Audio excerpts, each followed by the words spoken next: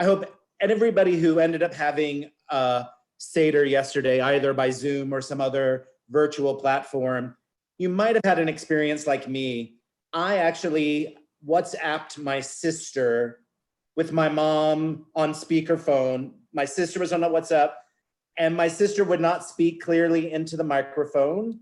My mom kept saying, "I can't hear your sister." And we made it through with a great deal of patience and care for one another. And while ultimately it ended up being a really meaningful opportunity, it was not without its stress. And I imagine that for many of us, that doing one virtual Zoom Seder was about all that we could muster. There are probably lots of other folks who are doing incredible stuff right now, but I wanted to think about, is there a different way that we could observe and invoke Passover? This has been a time of great heaviness and weightiness, a little bit of anxiety. And I also was wondering, is there a way that we could have a little bit of fun? And in thinking about our Purim Oso Gay Cabaret, and as a fan of the moth, I thought, wouldn't it be great to look at the Hagaddah, take some of the main pieces of the order, and turn them into storytelling themes that we could then riff off of and share some of our personal stories. Because after all, Passover is a night of telling stories. And while we won't necessarily be telling the Passover story, the Hagaddah itself, the word means the telling. And so tonight, we don't just spill a little wine, we spill the tea. And we tell some of our personal truths and our personal stories on our authentic self, which is part of what this journey is about. You can't see it next to me just yet, but I have a plate of some of the ritual items. At certain points, I'll break out, and after a story is told, I will do the ritual on behalf of all of us. But if you have a glass of grape juice or a glass of wine, or you want to snack on some matzah, if you want to be here in your pajamas, all is welcome. You do not have to worry. And when I thought about doing this, I thought about Jack Walsh as being the perfect host. And so I want to introduce him as we get on our way. So Jack Walsh not only is a member of Congregation Beit Chaverim, which we are thrilled, but you may not know that he is an Emmy-winning TV producer, editor, and photographer, and he's a master storyteller. He spins tales, true and otherwise, at events all around town. And he has produced the public television show based on Atlanta's Carapace, which is a long-running reality storytelling-based program like The Moth, which is what inspired our name tonight, The Locust. So if we can give Jack a silent round of applause or spirit fingers. I hear he likes spirit fingers. I'm going to turn it over to him and mute myself.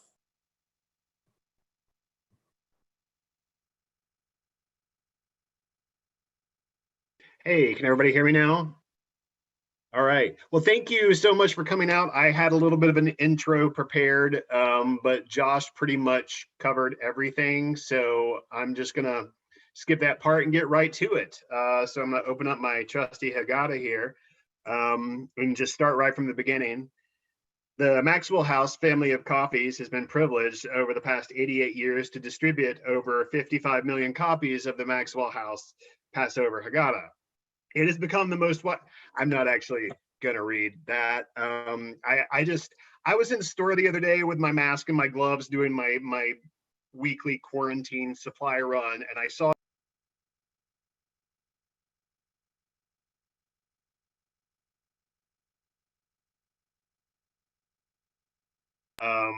promotional item. I did not grow up Jewish, so I did not realize that it was a thing. And I told my wife about this, and she said, "Oh yeah, everybody knows the Maxwell House Hagaddah." And you know, I don't know the last time I really had a cup of Maxwell House coffee. I mean, I grew up with my family drinking it, but so that got me thinking about what a more, I guess, contemporary coffee experience Hagaddah would be like, and that got me thinking about a Starbucks Hagaddah and what that would be like. And first of all, it would not be free like the Maxwell House Hagaddah. You would have to wait in line for it and pay at least $5, and everyone in front of you, you know, it would be made to order, so it would be a very specific picky request they would make for their Hagaddah, and you'd be standing there in line, rolling your eyes until you finally got up there to get your Hagaddah. And then, once you actually had your Starbucks Seder, there would be at least one person at your Seder just carrying on a FaceTime conversation with somebody just in front of God and everybody, and somebody else carrying on a business conversation on their earpiece that they're clearly just doing so you will know how much of a big shot they are. And there would be at least 3 people there who were just there for the free Wi-Fi at your Seder. The Seder plate would have, and for extra money, you could get a drizzle of syrup on to make things less bitter. And then in the end, instead of looking for the afikoman, you just have to find the bathroom key. And when you have the cup for Elijah, somebody has to yell out his name over and over, mispronouncing it, waiting for him to come get his cup of wine. So I know it's fun to kind of dunk on Starbucks, but I would endure 5 of the 10 plagues at this point to get out of my house to go to a Starbucks, I think. Because Passover, it's a little weird this year, right? I mean, I think we all knew that coming into this was going to be kind of a weird experience. Why on this night of all nights do we recline while we eat? I don't know about you, but I've been reclining while eating for several weeks now, a lot. I've not been getting my steps in. So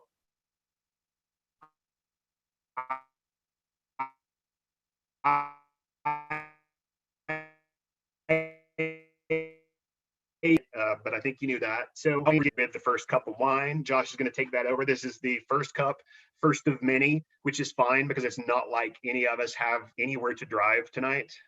We're all stuck. I know some of us are working tomorrow, but we're working from home. So, it's fine. So have your wine. And Rabbi Josh is going to start us off with a segment we're calling Getting Tipsy.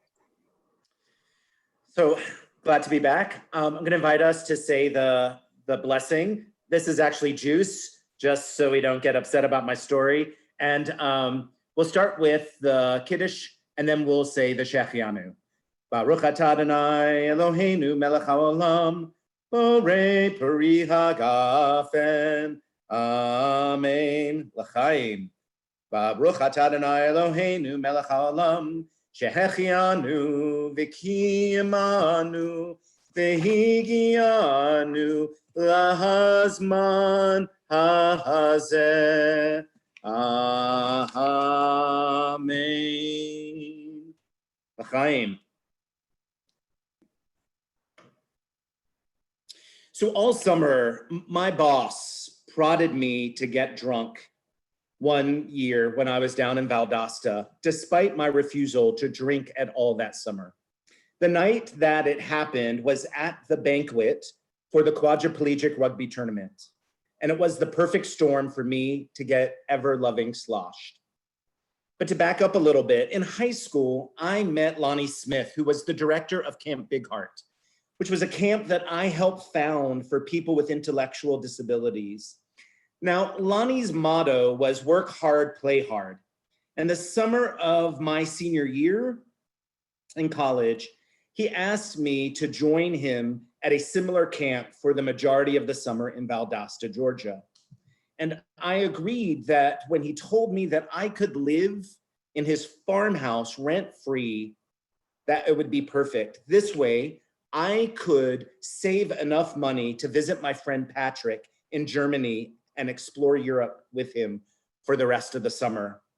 But what Lonnie didn't tell me until after I agreed was that there were 2 other roommates and there were no available rooms in his farmhouse, which meant that my bedroom was actually the hallway. You opened the door and there was my bed.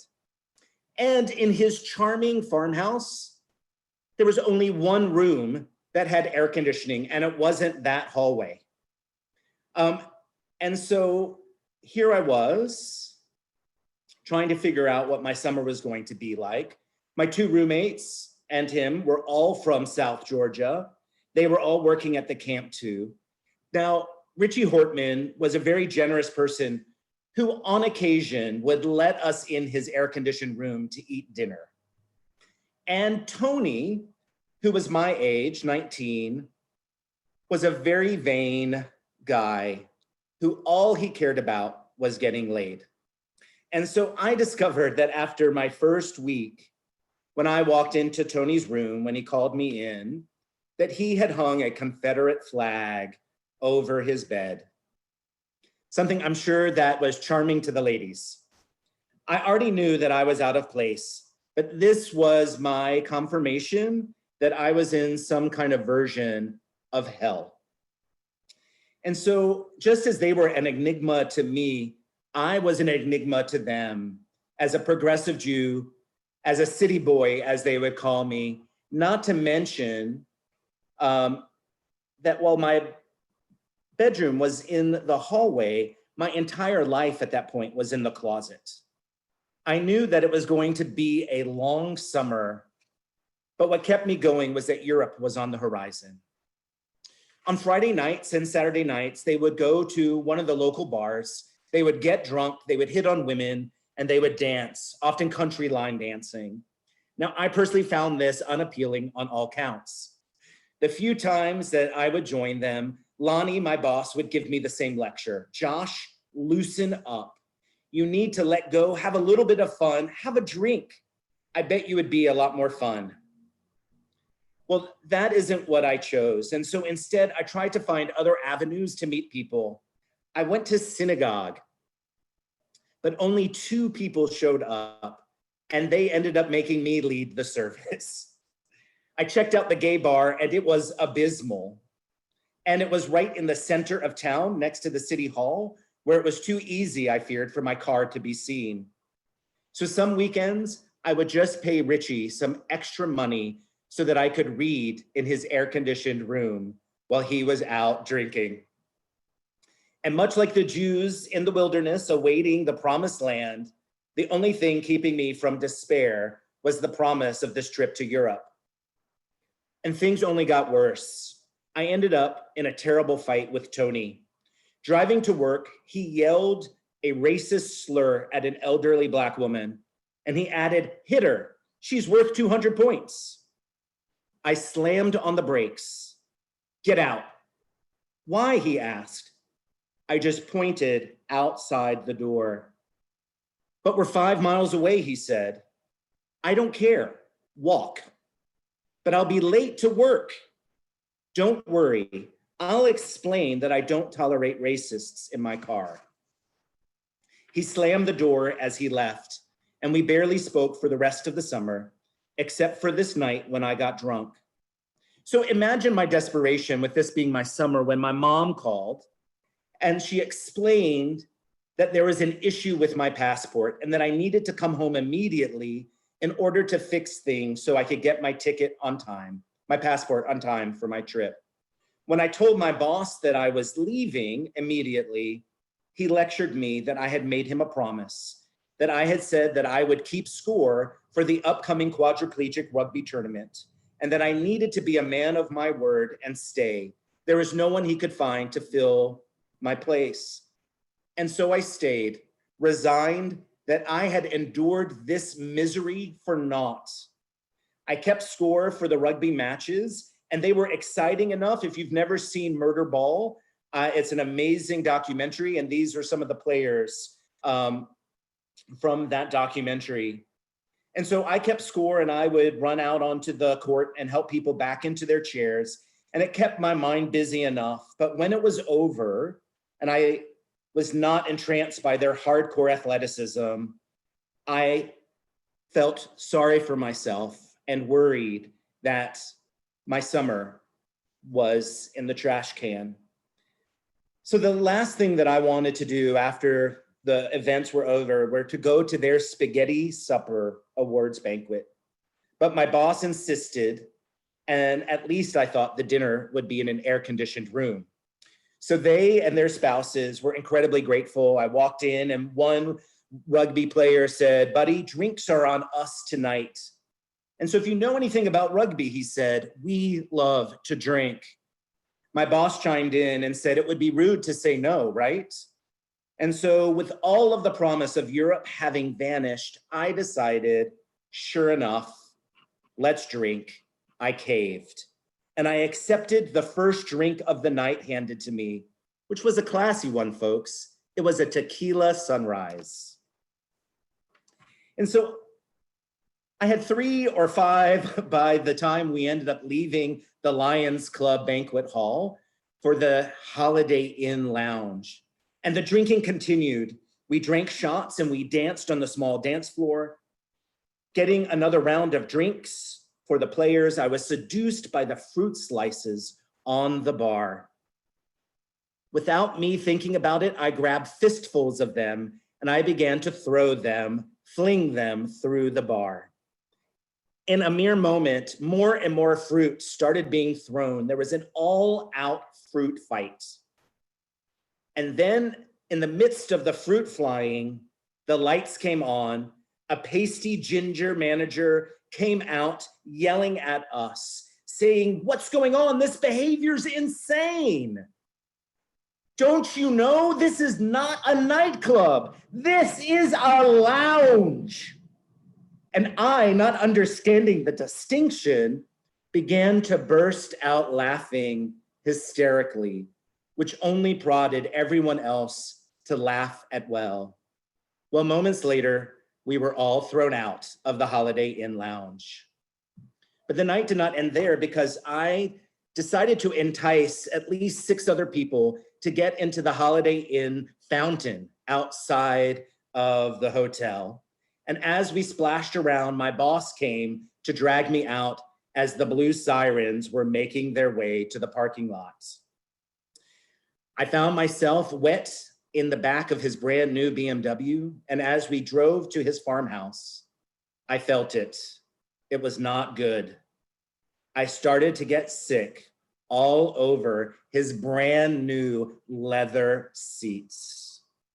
And as we arrived, they had a hard time getting me out of the car, he and Richie taking me on either shoulder and bringing me to the door, to which Tony arrived, opening it and at the screen saying, "What's all the ruckus?" And the rest of the story, my friends, I only know because it was told to me the next morning. But somewhere a deep growl emerged from me and I said, "It's you, you goddamn racist pig. I hate you." And then I cocked my head back and I projectiled all over the screen door. So the next morning at breakfast, there I was, green. My boss looked at me and he said, "I told you by the end of the summer, I'd get you drunk. Who knew that you would be so much fun?" And when Tony entered and glared, he said, "Now I know how much you really do hate me." A few weeks later, when Patrick picked me up at the airport in Munich, we went straight to his favorite place for dinner. He said, "Try the wine, Josh. Germany has some amazing wine." And I looked at him and I said, "No, thank you. I'll stick with the water."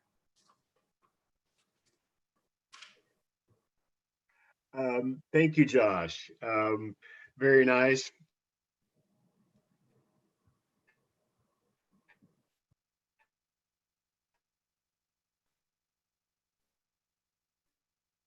Vegetable. I have my surprisingly big hit with my kids in the early Seders, and my old favorite food was celery, which is kind of weird, and it's certainly not true anymore. And they just gravitate to the jellied fruit slices at this point. But I'm going to turn it over now to Rabbi Sandra Lawson for a segment we're calling "What on God's Green Earth."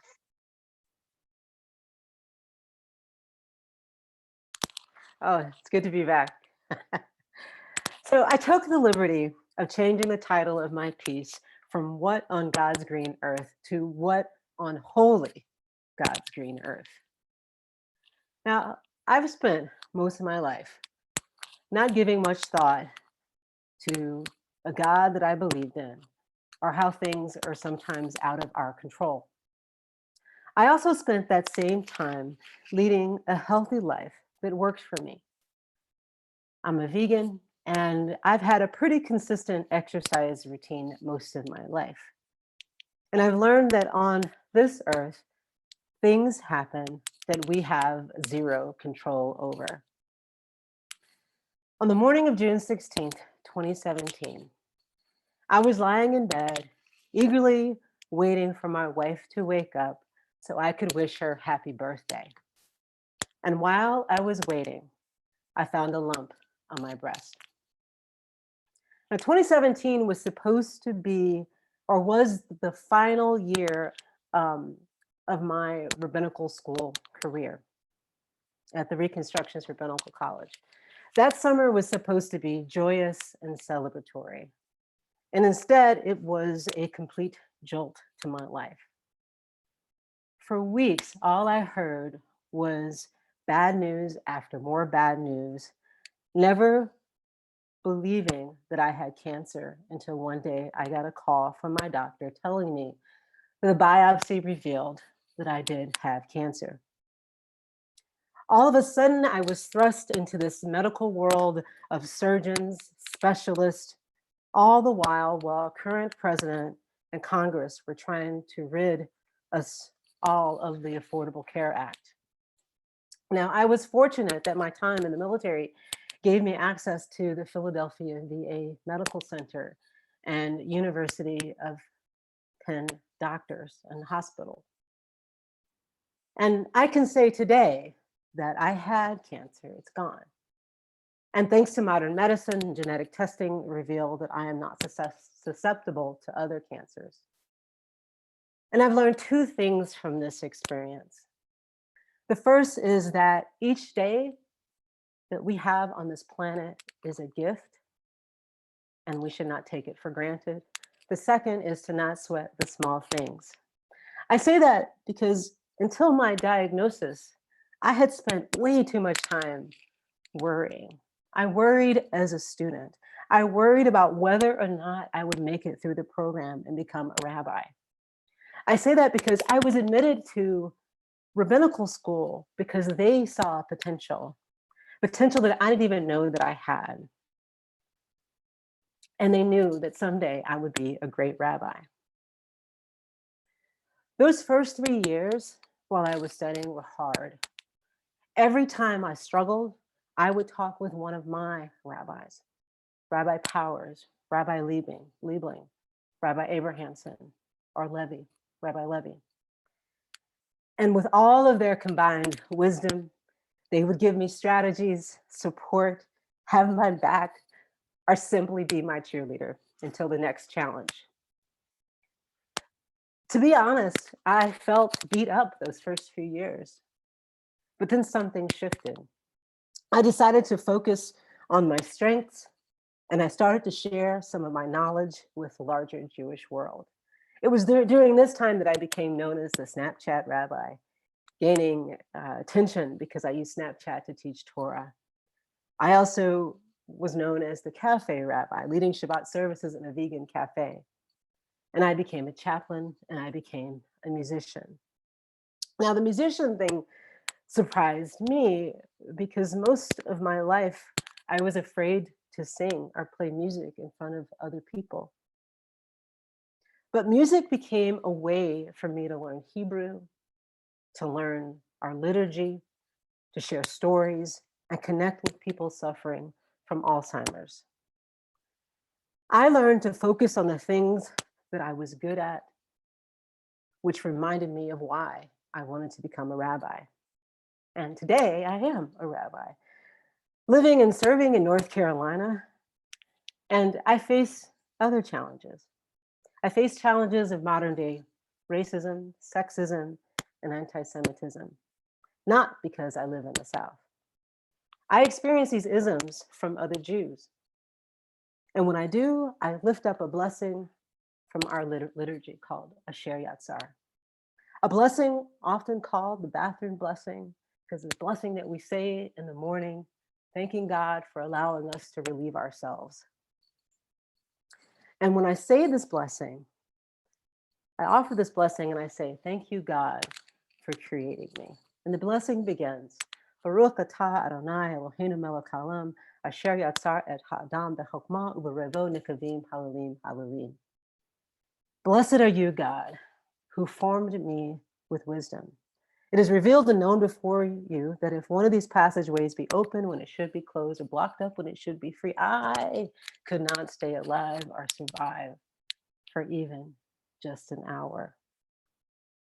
Thank you, God, the healer of all flesh and who sustains us. Now, I am Black, queer, Jewish, and a rabbi. I represent the diversity that makes American Judaism so awesome. And I am well aware that I live in a world that sees my Blackness before they see me or get to know me.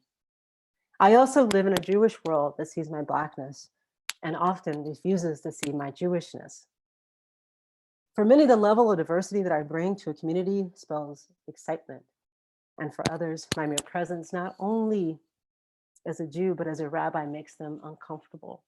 And for those of you that feel uncomfortable, for those in the Jewish world that feel uncomfortable, I invite you to stay in that place of uncomfortableness for a little while, because I assure you it will get better.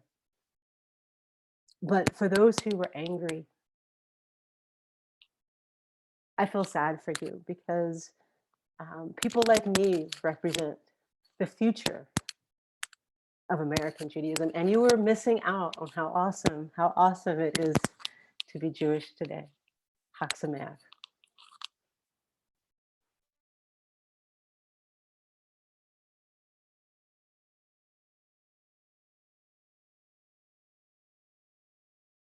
Thank you, Sandra. We appreciate that.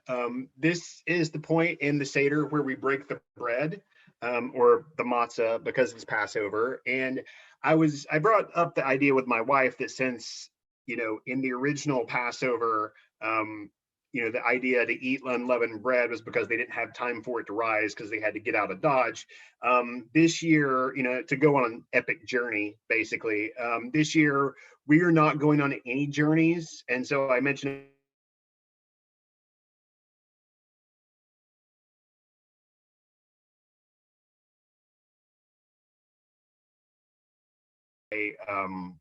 I grew up Southern Baptist. And so I had not even attended a Seder until well into my 20s when I was dating my wife. And the whole idea of the ritual meal was kind of alien to me. I mean, yes, we had traditional holiday meals like Christmas and Easter and stuff like that, but I wasn't used to lighting the candles and saying the set prayer at a certain time and eating the appointed menu item that was part of the ritual. We would start with a prayer, which was typically just ad-libbed, although it always ended with "in Jesus' name, amen," and then we would just dig right in to the ham or whatever. And, we didn't really light candles or anything like that unless there was a power outage or something like that. I guess the closest analog to a ritual meal that we had was the Lord's Supper, which is what Southern Baptists call communion, because it just sounds a lot more Southern Baptist to say the Lord's Supper. But as you know, that is not really a meal. I mean, that's just like a bite and a sip. And we would take a pinch of the bread as it went around on kind of a modified offering plate. And so by the time it got to the back of the church where we sat, you could, pretty much be sure that everyone had touched that bread before it got to you, which, given the way the past month or so has gone, is just really kind of hard to fathom at this point. So like I said, I hadn't really even gone to a Seder until, I was with my wife. And so I was getting adjusted to the whole idea of the ritual meal. And the one that really sticks out in my mind the most was not actually a Seder. It was a Hanukkah meal where we lit the Hanukkah and had the latkes and stuff like that.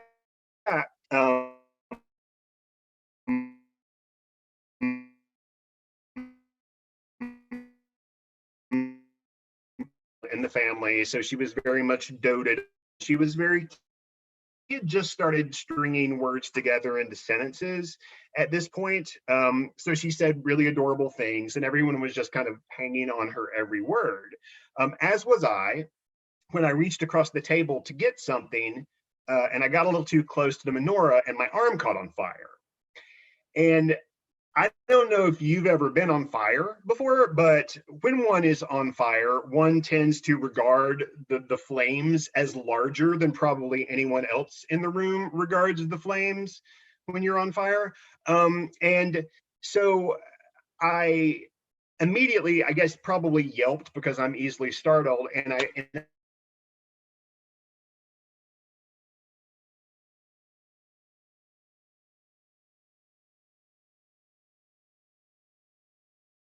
ignited. And I don't know if you knew this, but a lot of fabric softener has beef tallow in it, which is kind of gross when you think about it. So it caught on fire, and but I got the fire out, and I turned to everyone else and said, I got ready to say, I'm fine, no need to panic, I'm not hurt, everything's great.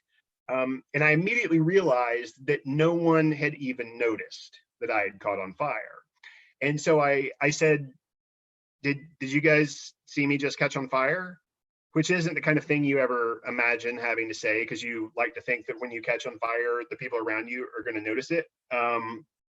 And so I told them what had happened, and this really just ended up being kind of a harbinger of things to come for me, because I should have realized that, once there are grandkids in the picture, and I would eventually have two very cute little girls of my own, no one really is that interested in you anymore. But this is not the kind of thing I've wanted to put to the test since then. So I try to stay as far away from the candles at any Jewish holiday from now on. So we're going to break the matzah now. I'm going to turn that over to Rabbi Josh for that. I apologize if my audio keeps cutting out. I'm seeing that in the chat. I'm very sorry about that. Not sure what I can do at this point. Just doing a simple snap, folks. Breaking the matzah, and now I'm gonna hide it from myself.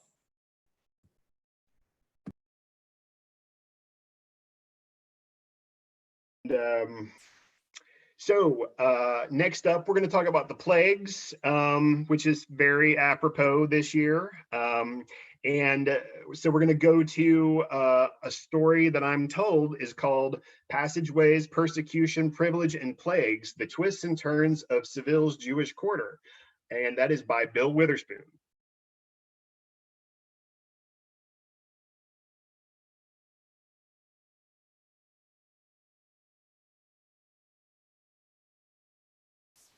The water is wide. The water is wide, I cannot cross over, and nor have I the wings to fly. Give me a boat that will carry two, and both shall row, my love and I. In 2015, the year before history lurched down this odd path of Brexit, Trump, and now the COVID plague, 12 million Americans had the wings to fly across the Atlantic. And my love and I flew to Scotland, where that song and many of my ancestors came from. I said, we're retired now, we traveled cheap, why not stay a month, continuing to Spain after Scotland? A month is too long for me, said my love, but you should go. So I followed my heart to Spain, seeking its interfaith golden age, pursuing her ancestors, the Jews, who are my people by choice. They say a medieval street plan is like a lung's anatomy, a wide entryway branching into smaller and smaller passageways. From the bus station, I rolled my suitcase, a shady jaunt between a boulevard and a bike path, past a monument to Columbus, and then a turn into the Middle Ages, down to a passageway so narrow today, lack of social distance would scare me. Maybe that's a reason why Spain is suffering so now from the COVID plague.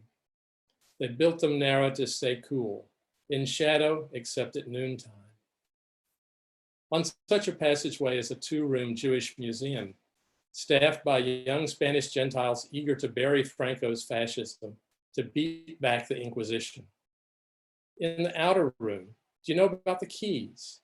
Fleeing Spain in 1492, we took our house keys, planning to be back on the next turn of the political tide. Some families hold them to the present day. In the bigger room, scraps of Hebrew writing with Spanish sounds, a language called Ladino, voices of longing. ¿Quién es aquello de la ventana? ¿Quién al hombre cantamos? ¿O son las estrellas de la mañana? ¿O son los hoyos del mi amor? But better to begin at the City Museum with the letters scratched in stone by the founders of Seville. Our Canaanite cousins, yes, the worshippers of Baal, the ancient Semitic mariners, the Phoenicians, what a clever people. From their writings sprang our alphabet. Tradition says the first Jews came to Seville after the temple was destroyed, but that was also when the Babylonians severed Seville from its motherland. Long before then, wouldn't Jews with wanderlust have crossed over on Seville's umbilical, hitching a ride like Jonah, but not thrown overboard? At the Little Museum, I score a walking tour in English. Put your hand on a fragment of the wall of the Juderia, the medieval gated community a ruler created to keep Jews both safe and confined. I had read about the golden age for Jews under enlightened Muslim rulers, but the guide was saying that medieval Jews went back and forth from persecution to privilege in different cities and times.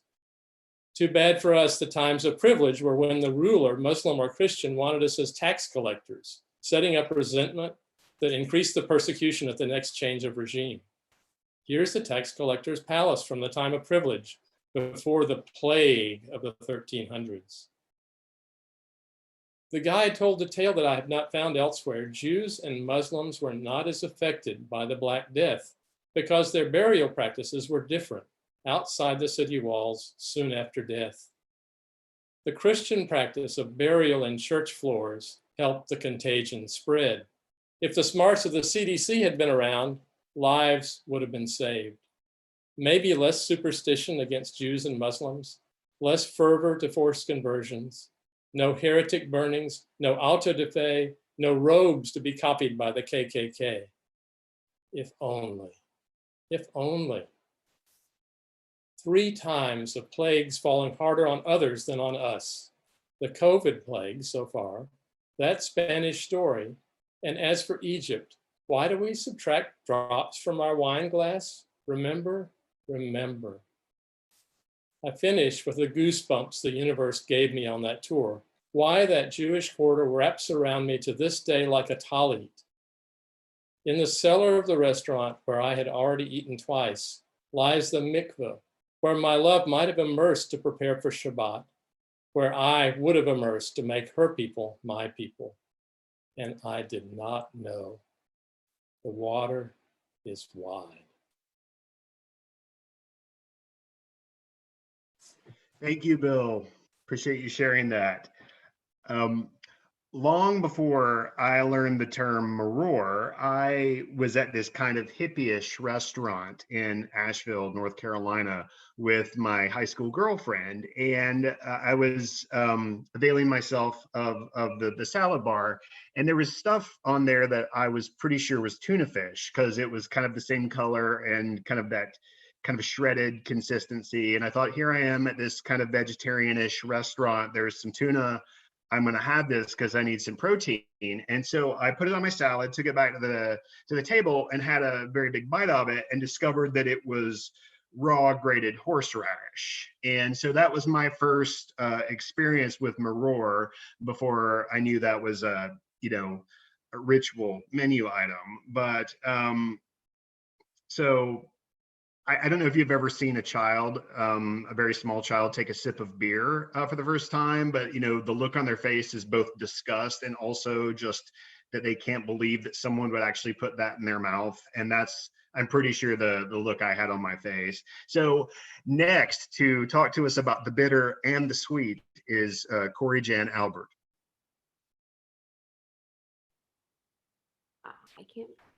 Can everyone hear me yet? Yes.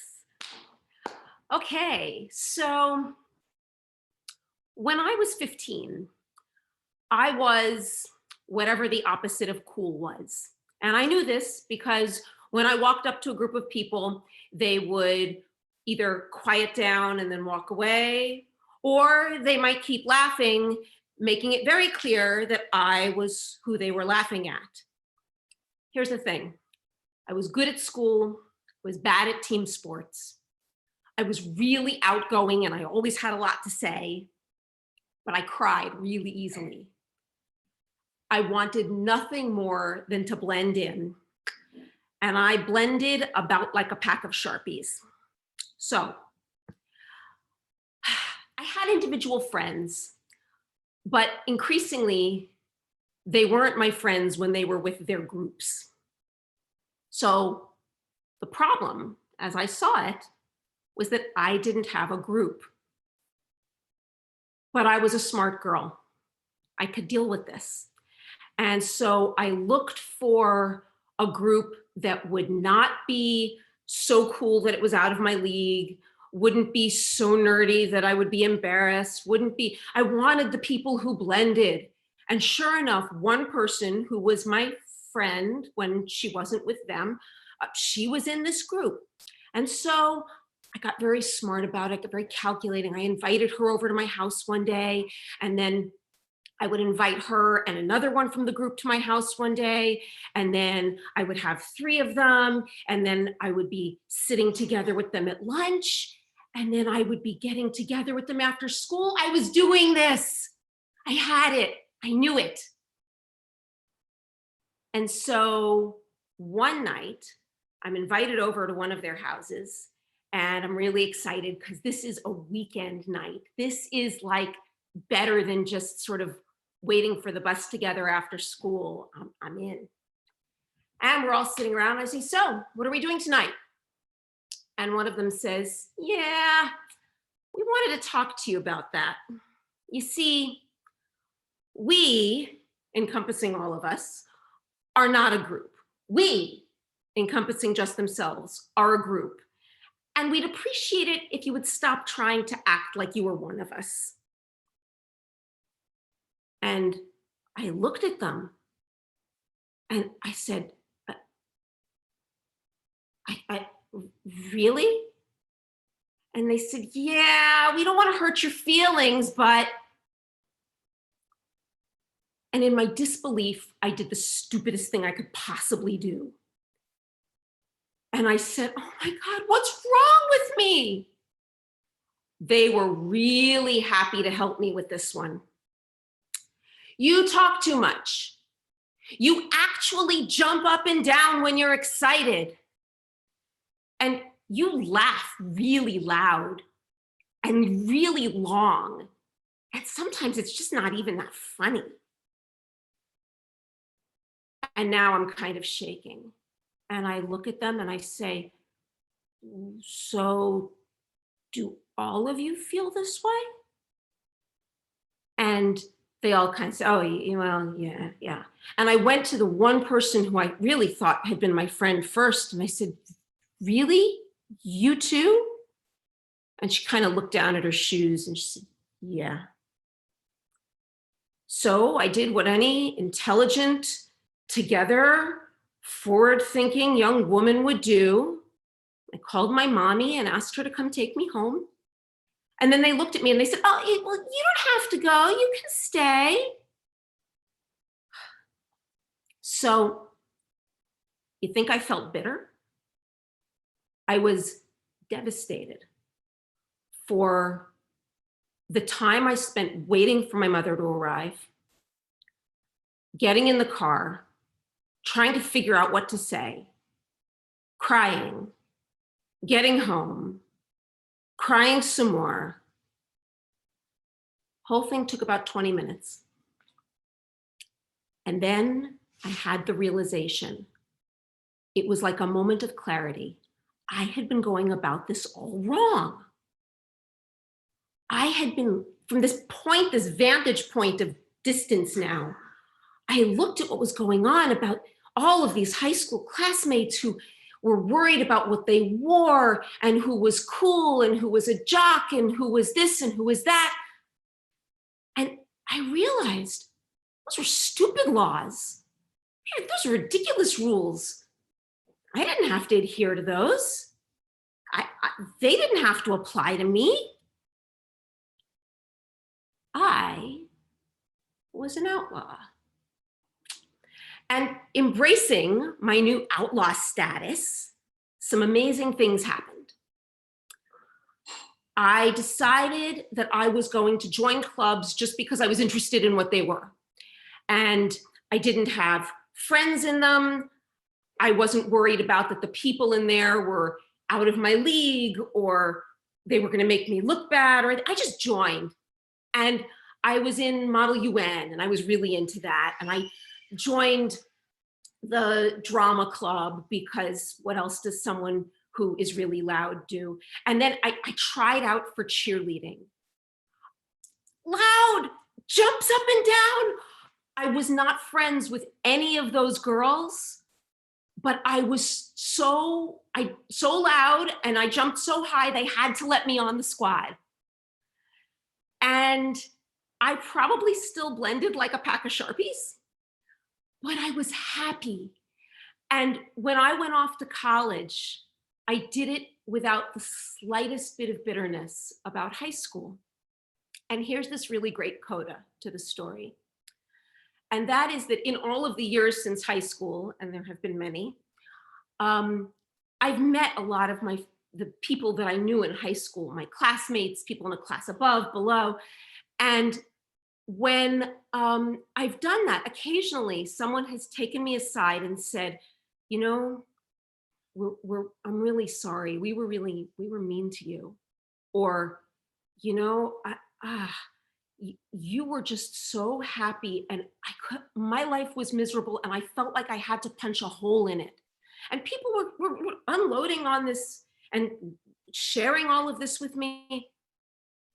And I always would thank them because it's hard to say things like that. And then I would get to tell them that who we had become and who we were now was so much more interesting and so much more important than whoever we might have been back then. And that, I can tell you, is really sweet. Thank you so much. That was great. I really enjoyed that one. I am just going to throw it right over to Rabbi Josh for, he's going to make the famous Hillel Sandwich, I believe, for us. I am. If anyone else has some matzah and they would like to join me, I have my matzah here. I have a little bit of charoset that I'm dipping in. And I already had horseradish, so I was able to find that. I'm going to make it a one-sided sandwich tonight. Thanks, Corey Jan, for a great story. And now I'm talking with my mouth full, so I'm going to mute the camera. You, Jack. And next up is The Great Escape with Sandra Menes-Ash.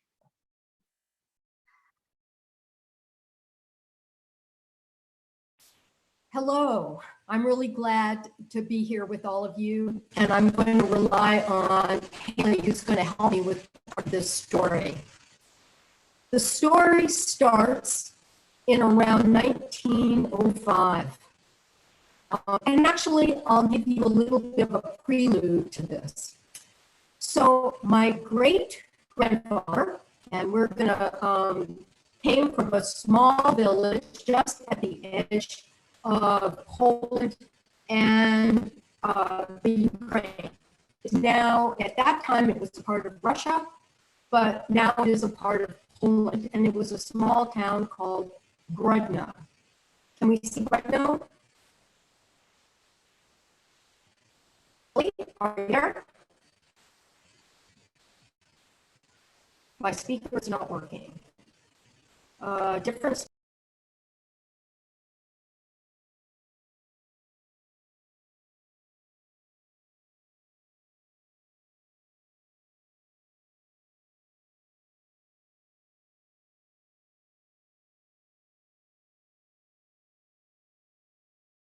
Sandra, I hope that's not an excuse and that you not telling the story is the real Great Escape. That was a joke, but now I can't hear you at all.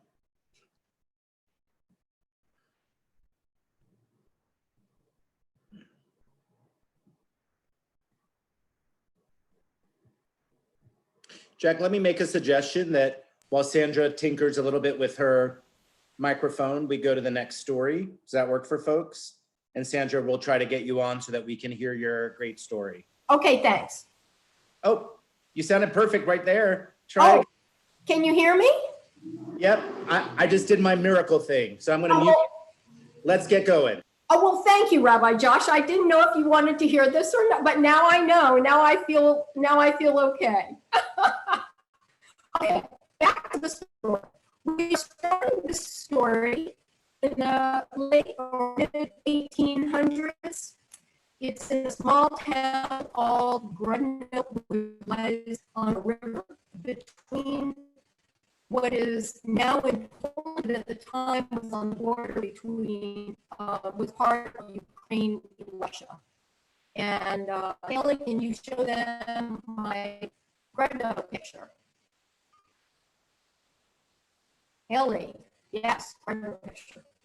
No Grodno picture. Can she hear me? Can you unmute her? Haley? Okay, so here's we missed Grodno, but we've moved on, and you now are seeing my great-grandfather, Samuel, whom I named.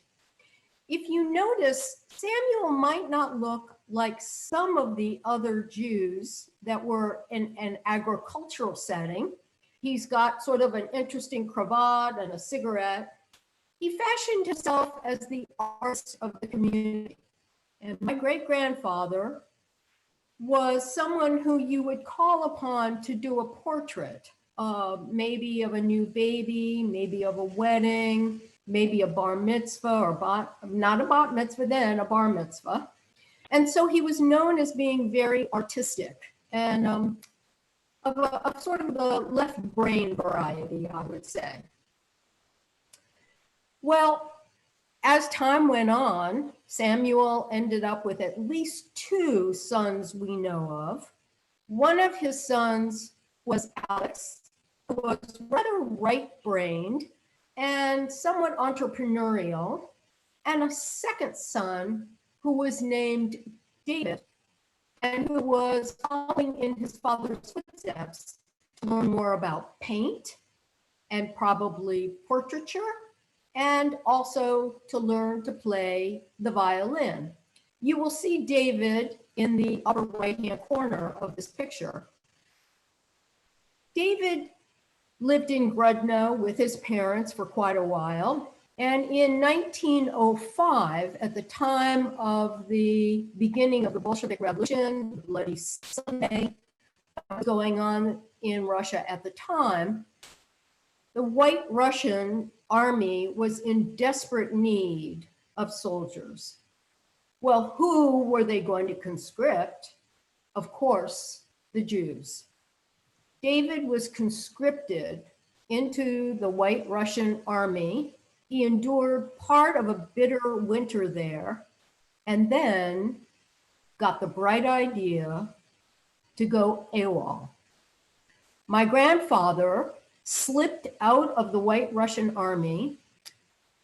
He ran and hid in the woods across Europe for many, many years, months, and made his way to Rotterdam. In Rotterdam, he jumped ship and made his way to the United States. Grandpa David, with very few real skills, ended up in New York and found his way, can we have that photo again, please? Found his way to my great-grandmother's boarding house and farm. She is in the picture, if we can bring the picture back. My great-grandmother is a tiny little woman sitting on the left-hand side of that screen.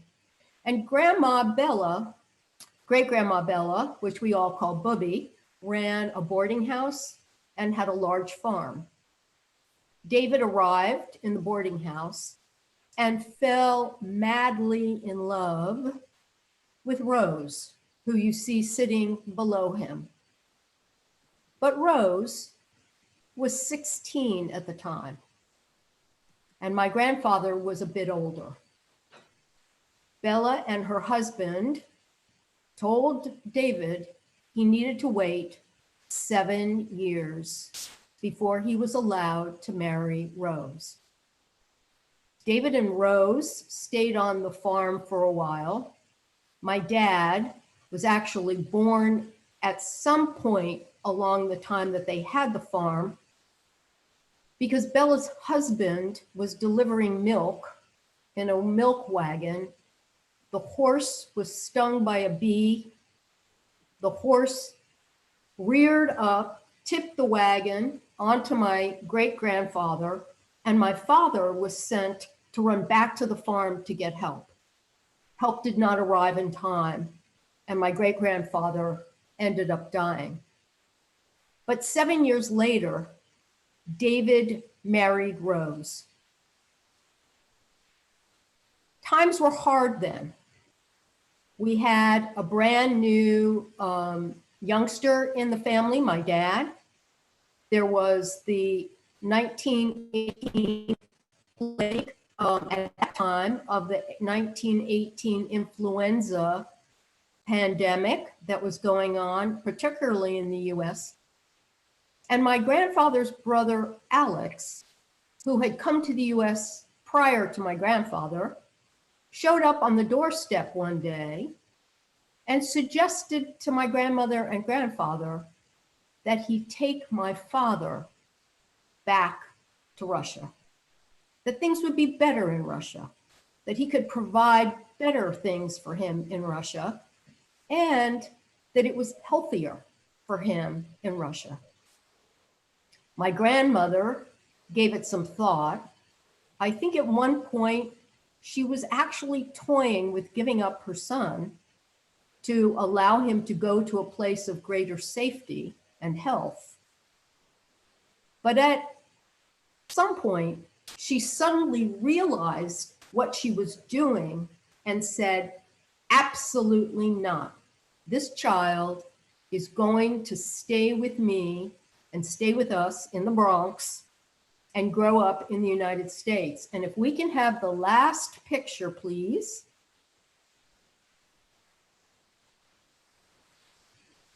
I am so delighted that Dad ended up staying in the US and being a successful accountant in the US because he married Mom. And that's why I'm here. Thank you.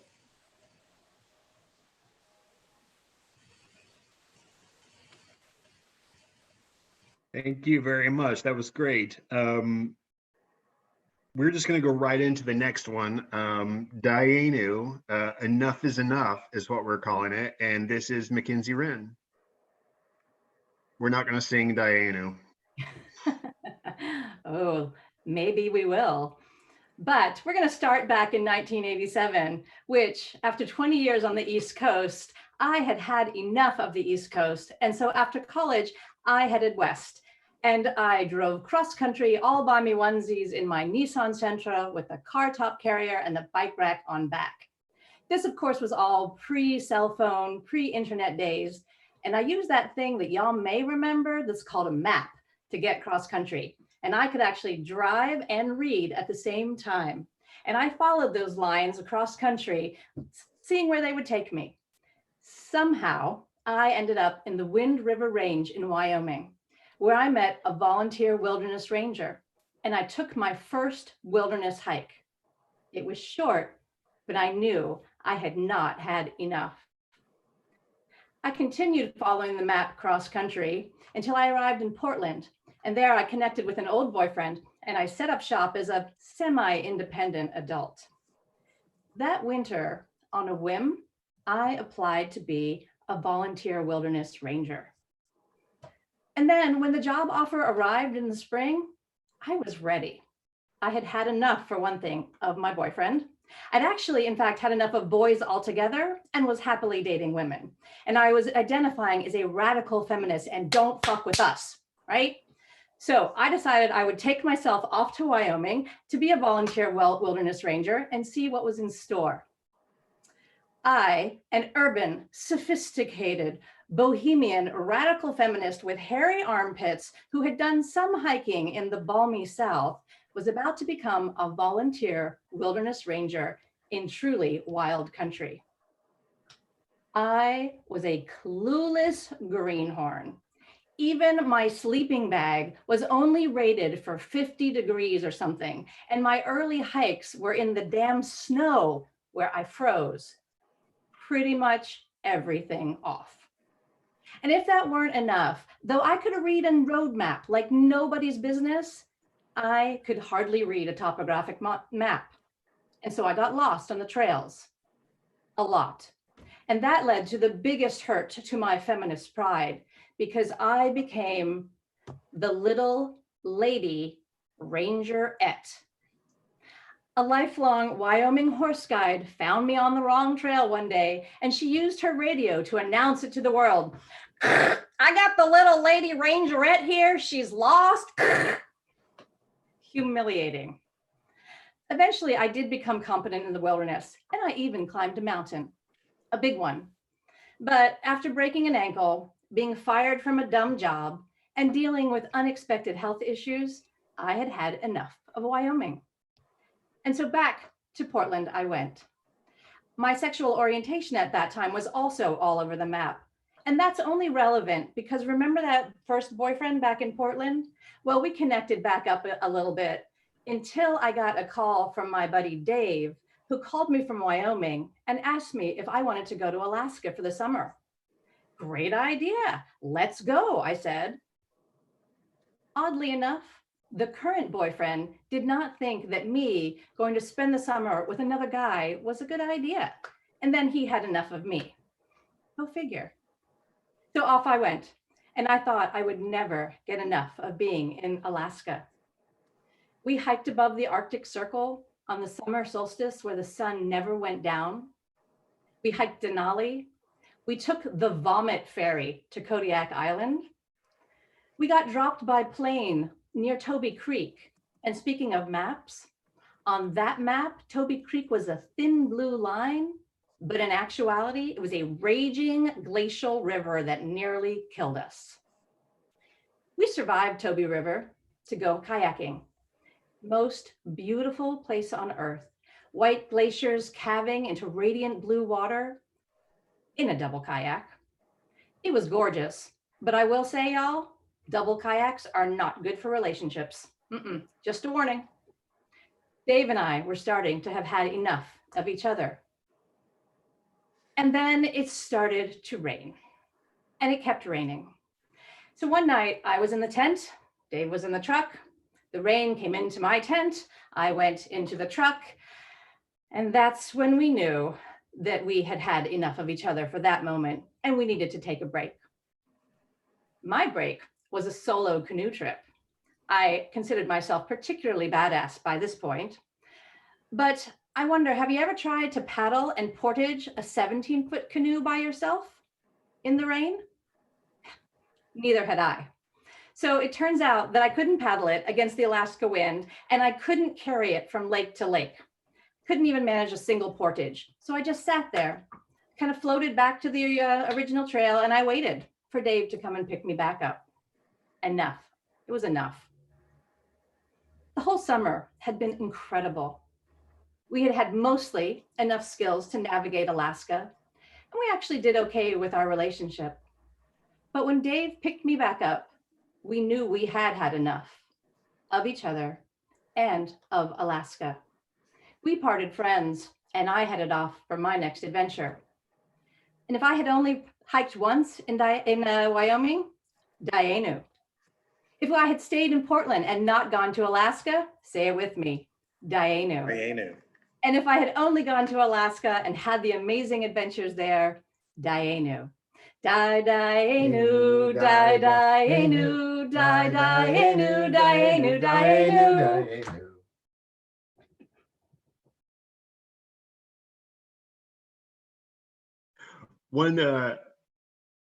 This is where we wash our hands again. or we, I guess, should have washed our hands already. I think Josh was going to do that. I think I accidentally skipped over that. We're washing our hands again now, which is something we all know you can't do enough of. And you have to do that for at least 20 seconds. So we're all going to sing happy birthday twice while the rabbi washes his hands. We're not going to sing happy birthday. I was just kidding about that. One thing I noticed about having kids is, you tell them they have to sing happy birthday twice while they wash their hands. It doesn't make them wash their hands longer. It just sets the land speed record for singing happy birthday. So now that we're all clean, we're going to go on to Jill Thomas for a story called All Washed Up. And they're going to unmute Jill. Sorry. Hey, there she is. Oops. Oh, okay. Can you hear me? Yep. Okay. So my parents didn't drink anything stronger than Miller Lite, but they had an exotic stash of alcohol in their liquor cabinet. But it was all things that nobody in their right mind would drink, like Rock and Rye and green cream de mint, amaretto. There was even a dusty body of cherry herring, just in case somebody wanted to come over and have a Singapore sling, because apparently that's all it's good for. I think there's still a nearly empty bottle of port left over from the time when I was in high school, and my best friend Pammy spent the night, and we drank this bottle of port all night and then spent the next day vomiting. Fun. So although my parents weren't big drinkers, no Seder would be legit without Concord grape Manischewitz. And I don't know what it is about Manischewitz, but you go from sober to hangover in minutes. There's hardly any drunk. And so 4 cups of wine are drunk during the Seder, and my parents would just kind of splash a little bit in the glass, take a sip. But when my brother and I were teenagers, we would fill that up and just get wrecked on Passover. And my mom would get so mad, she would, in a stage whisper, threaten us, fill that glass to the top one more time, and I am gonna hit you when your grandma ain't looking. And one evening after the Seder, my brother and I were washing the dishes and complaining about our Manischewitz migraines, and in walked our vile cousin, Michael. Now, if Dudley Dursley from the Harry Potter novels was around in the 1980s, he would be my cousin Michael. He was like big and obnoxious and loud and pushed us around. It's just, but this particular Seder, he was really proud because he had just turned 21. Y'all are amateurs. I don't feel anything. In fact, I drink so much, I don't think I can even get drunk. My father was coming into the kitchen with a load of dishes, and he says to him, "Well, son, why don't I make you a real drink?" So he said, "Yeah, all y'all go back to the dining room, and I'm going to make Michael a cocktail and bring it to him." We're like, "Oh my gosh," because my father was this very conservative, hardworking businessman, non-drinker. But yeah, my father came into the dining room and brought my cousin a drink and a rum and coke. My cousin slammed it, and my dad said, "Oh, would you like another one?" And so Michael said, "Yeah, but this time put some rum in it. I couldn't barely taste it." My father said, "Okay." He goes back to the kitchen, comes back with another rum and coke, gives it to Michael. Michael downed it one more time. And my dad said, "Well, are you ready for one more?" He's like, "Yeah, that's better. One more time." Goes back to the kitchen, makes his cocktail, gives it to him one more time, shoots it. And my dad's like, "Oh, that one really had some serious alcohol in it." And Michael said, "That's okay. Fill her up, bartender. I can handle my alcohol. I don't feel anything." My dad just said, "You're the boss." He goes back into the kitchen. And my brother and I were just like really getting nervous because there's Michael drooling and sweating and knocking shit over on the table. And Michael sober was obnoxious, but Michael drunk was scary. So I got up and said, I'm going to talk to Dad. And I ran into the kitchen and my cousin came charging after me. You don't need to tell him nothing. I can handle my alcohol. And it was like Jack Torrance from The Shining coming after me, knocking pictures off the wall.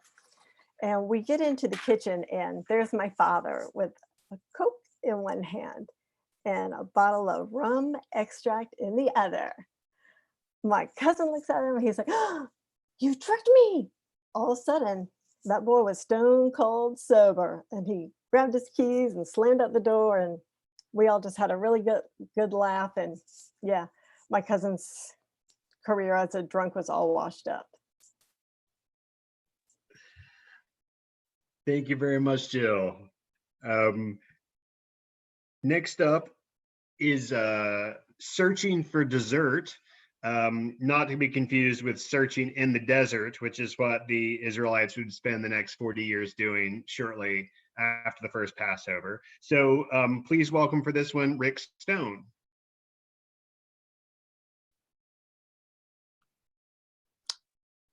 Hi. So I've been a wandering Aramaean most of my life, and it began very, very early in my life. I was maybe 10 or 11 years old, and my best friend, Paul McCloskey, was going to go to a camp in North Carolina. It was a Baptist camp called Rockmont, and he was going because one of his good friends was Baptist, and Paul and I were inseparable.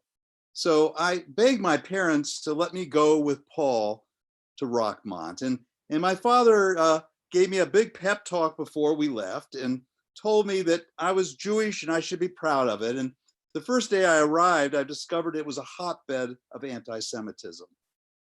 I mean, everybody was all filled with all kinds of anti-Semitic epithets, and I realized this was not a safe place for me. And I had Paul and my friend swear they would not let anyone know that I was Jewish.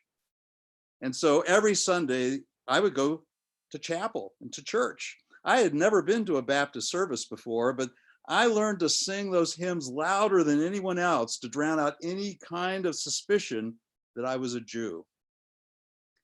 My parents sent me to an Episcopal prep school in Tampa called Berkeley. And I could tell you lots of stories about that place, but the most important one was I was on the golf team, and I was a pretty good golfer as a kid, and we played all kinds of competitions, and finally there was going to be a big competition, and it was going to be in Tampa at Palmacia Golf and Country Club, and no Jews belonged to Palmacia. And I was informed that I was not going to be able to play in the tournament. And you can imagine how disappointed and distraught I was by that. And my father wrote a very, very strong letter to the headmaster decrying this kind of practice. And the headmaster wrote back, and he likened my situation to that of an injured football player. Should an entire team be kept from competing just because one person is sidelined with an injury?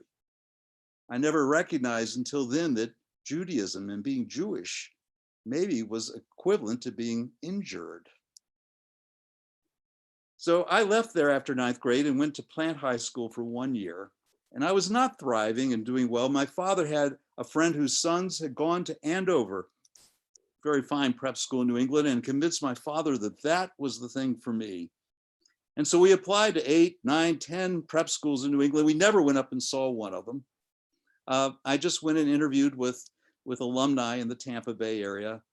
And as Providence would have it, Arthur Kindle, who was the headmaster at Mount Hermon, was coming through Tampa, and I got to meet him, and we sat and talked for a long time, and I don't know what he saw in me, but he liked me, and I got in. It was a dark day for me and a jubilant day for my parents. In September, they decided that they would take me to New York and from there go on to Europe for their first trip to Europe, and they took me to the bus station, to the Port Authority in New York City, put me on a bus, and there I was all alone, heading up through New York State, through Connecticut and Massachusetts, and I arrived at Mount Hermon having never seen the place, not knowing a soul, and I was lost and frightened. I ended up in Vit Piscuscus's house, actually, because I was one of the last students in, and they had on the outskirts of the campus, they had built these houses for faculty. He was the football coach. And I had the third floor with 4 other guys. 2 of them were ringers who were brought in to play football. And there we were. And this school was founded by Dwight L. Moody, who was one of the world-class evangelists in the 1800s. And if you ever go to Chicago, you can go to the Moody Bible Institute. And he was known all over England and the United States and was admired. And he had a strong belief in work. And of course, everyone had to have a job on the campus. And as being one of the latter students in the 11th grade, most of the kids had started in 9th, I got trash detail. So there I was twice a week out with the crew, heaving big cans and carrying all the trash and out down to they had a big dump down by the Connecticut River. My parents had bought me a wool coat that was about as thick as this jacket right here. And that was the only thing that was available from Wolf Brothers in Tampa, Florida. Where could you get a wool coat? And come early October, when it started turning around 30, 25 in the morning, there I was out hauling trash, and I thought, I'm gonna die out here. There's no way I'm gonna survive in this weather. And you could trade jobs with people. And so I was able to trade with somebody, and I got a job essentially washing pots and pans. My wife has been a beneficiary of that for these many years. And I was there washing pots and pans for 600 boys twice a week. And when I arrived there, I discovered that the guy that ran the kitchen, Mr. Skib, was actually a Nazi. He was an awful human being. And the first day I was there, he put out a tray of cookies, and I went to get one, and he said, "Not for you, only for my boys." See, I was at the lowest of the lowest order in that kitchen. I was a dishwasher. And the kids who were cutting carrots and peeling potatoes, they were his boys. And I wasn't even allowed to have a cookie, but I didn't care because I was warm. And so that was quite a journey for me, but my journey continued on. When I went into college, I soon discovered transcendental meditation. And I decided that I was going to become a teacher of transcendental meditation, was able to weave it into my curricula and as a senior scholar program. Originally, I was going to learn transcendental, how to teach it and go work in a psychiatric hospital teaching patients. And I soon got disabused of that idea that it was probably a little more challenging than a kid who was 20 years old who didn't know what the hell he was doing. So I had to write a thesis. It was my first long thesis, 250 pages, that got rejected the first time I wrote it. It took me over a year to finish school. So there I was with the Maharishi. We were in La Antilla in the south of Spain. They rented a whole fishing village. And it was wintertime, and we had a little space heater in my room, and there I sat 6-8 hours a day on my butt, meditating, doing yoga. And it was quite a special place. He had brought over pundits from India, specialists in Rig and Veda and Samvedas, and they were men who looked like they had just walked out of the Himalayas, had never seen civilization, with long white beards, and they would be chanting away these Vedas. And the last day I was there, I was supposed to have an audience with the Maharishi when he would give me the final piece of wisdom so I could teach others transcendental meditation and take them to places they have never been before spiritually. And I had been waiting in the hotel there in line and queued up with everybody else. And one by one, we were shuttled in to be with him, and incense was burning, and the pundits were there chanting away.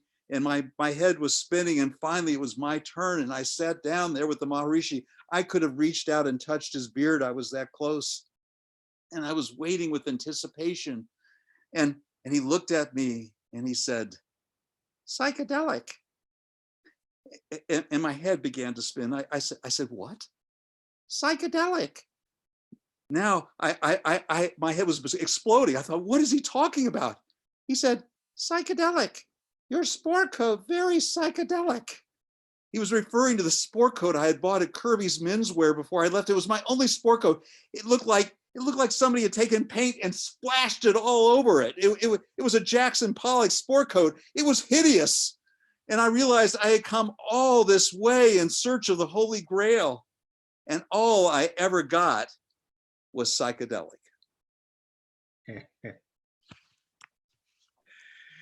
Thank you, Richard. Appreciate that. So if you're anything like me, I have not opened my front door to anyone in the past few weeks, but it is actually time to open the front door for Elijah. So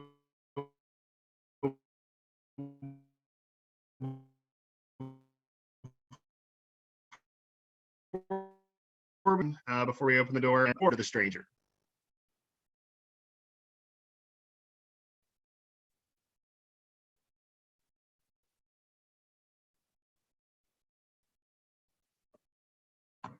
There you go. There we go. It said I couldn't unmute myself because you had muted me. It was 1971, and my favorite people were the people that I'd grown up with and still are today. There were 6 of us in my hometown. 1 is deceased, the other 4 still with us, and me, all Jewish boys and girls. And there was Jim Lurie. We became friends in 3rd grade, and Billy Siegenfeld I met in 2nd grade, Barbara Strauss, 2nd grade, Paul Myers in 7th grade, Paul Robbins in 9th. We were all spread out far and wide in college, from as far east as Boston to as far west as Ithaca, New York. That's about as far as we went, and we were so, so close. By 1971, Barbara was my girlfriend. We were going places together and doing things together. We decided to travel to Europe together with some stuff in a backpack, a bunch of books. Back then, you could get a round trip ticket from Kennedy to Heathrow for $193 with a 12-month open return. So we hustled on over there with $1,000 in traveler's checks each, hoping to make that last a year, expecting it to last a year. And we had a wonderful time. We packed, they said, only pack the bare essentials, then leave half of them at home. And we did that.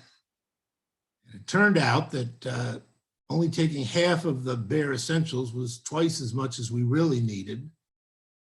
We learned things like how to go a week and a half on 1 pair of socks when you couldn't find a laundromat. But anyway, we flew over to England and we stayed with my sister. And in Holland, we stayed with friends who were in grad school. And our big expense was $2 a night to stay in a hostel in Paris. And we made it to Spain. We made it to Morocco, where I had a friend in the Peace Corps. And eventually back to Spain and Portugal and over to France. And for $125 a piece, we scored a ticket. We scored tickets on a ship from Marseille to Haifa. So we get to Israel. We were there for 9 weeks. We were there for Easter. We were there for Passover and Independence Day and Paratrooper Remembrance Day. I don't know all the holidays they had, but from March 14th to March 16th, it was the place to be, or March to May. And so we had a Seder with our friend Paula Silberstein, who had made Aliyah after growing up with us in high school. And here's the Seder, and we had a wonderful time. In the meantime, my friend Jim Lurie, my childhood best friend, had his marriage fall apart during his first year in law school. Came home a little early one day and found his wife in the sack with one of his classmates, and that was the end of that. And lost 30 pounds and was so sad and so depressed. His folks gave him a round trip ticket to Israel to come and join me and continue the traveling with me and Barbara. Didn't know when he was going to arrive, but we knew that one of these days he was going to show up at Paula Silberstein. Here we were at the Seder. A lot of lefty anti-war, anti-Vietnam War, American Jews either traveling in or now planning to live permanently in Israel. And it was a very heady time, very exciting time. Six-Day War was behind us and Yom Kippur War was still ahead of us. We talked politics. Everybody agreed that Israel needed to give back those territories or there would never be peace. And we didn't understand why no one else seemed to understand that. But it came time for the Seder and we went to the door and we got to stand out there on the second or third floor of an apartment building and invite all those who were hungry to come and eat with us. I don't know who was supposed to hear us, but when we opened the door for all those strangers and Elijah, Jim Lurie was standing in front of the door with his backpack, having just managed to get a cheroot in from the Lod airport. And so that was our experience of opening the door for a stranger. So I guess you never know. You can open the door for a stranger and find your best friend. And that's exactly what happened. End of story. Thank you, Bob. Last night, we were just getting ready to open the door for Elijah during the Seder, and the UPS man was coming up the walk. So we waited for a minute because we didn't want to make things weird because things are tense right now. So, but then once he was gone, we opened the door for Elijah. So I think Rabbi Josh is going to do a closing prayer for us. Does that sound good, Yeah. Josh? That would be wonderful. I want to thank all of our storytellers for sharing some awesome stories. Can we give them some love?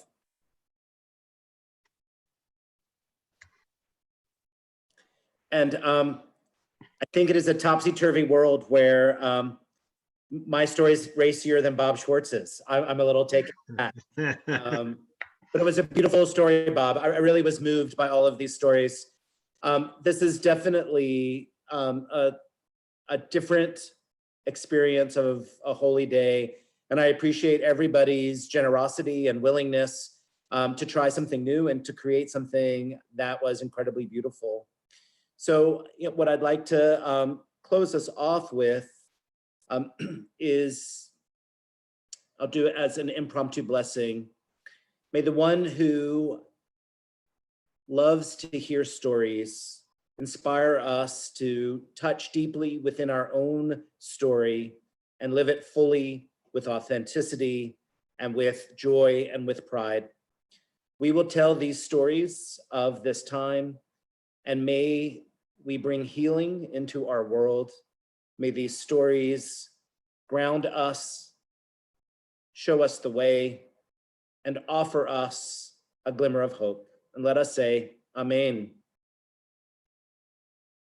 Next year, together in person, and maybe we'll continue this tradition. It would be a lovely thing. Chag Sameach, everyone. Chag Sameach. Next year in Jerusalem or somewhere other than my house is fine. And if we could give Jack also some love for hosting an awesome way tonight. Thanks, Jack. Thank you, everybody. Thanks for watching. Organize everything. I think actually next year we will all be at your house, Jack. At least we don't have to deal with dodgy internet then. Right. Oh, well. I don't would love it. Thanks so much. Thanks to everyone. Wonderful. Thank you. Stay well. Second night. Thank you, everybody. For tuning in. Thank you. Anna. Hi, Susan. Hey, Susan. That's Hannah's dad. Hey, Ariella. Hi. Hannah. Samea. Hi, Samia. Hey, Hannah. Oh, hi, Steve. Hi, Margie. Hi, Susan. That's so cool. Somebody's farting.